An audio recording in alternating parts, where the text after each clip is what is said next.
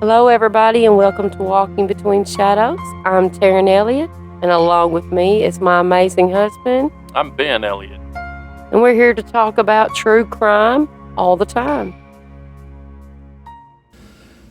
Taryn, I've got an update for you on our first case, Deborah Harris and Ambria Halliburton from 1999.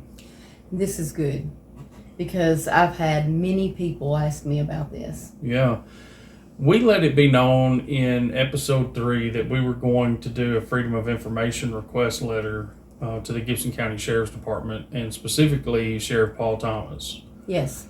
And so we did that. We had a couple of weeks where we let people add their names to it and express that they were interested in a Freedom of Information request with the Gibson County Sheriff's Department. And I'm happy to report that they responded very professionally to us.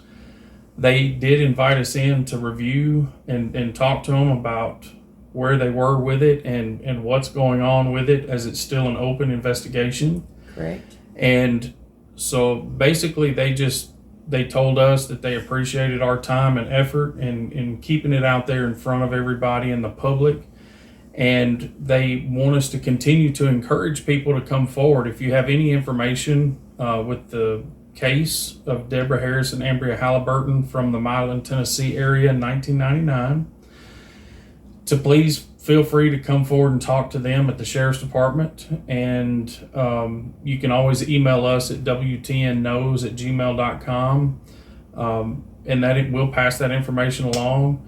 But they were very professional and told us where they stood with things and that they were still investigating it. And, I can't say that there's an end in sight because they're reviewing everything and continuously reviewing everything. So that's the update to Deborah and Ambria. Right. And we also we are editing as we speak with the Debbie and Ambria case when we had Tommy and Christy in last week. Was it last weekend? Yeah, it was a week ago this past weekend. Right. And when we put this out, we want to make sure everything is correct. Mm-hmm. This is very much an open and active investigation. I want to make that clear too. Yeah. So we have another update coming where we'll correct some information. There is some things that we need to correct. I'm having issues with my microphone. Okay.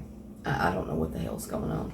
It's working just fine. Yeah, but I'm hearing it in my feedback. So maybe it's just my feedback. Okay. Sorry. No.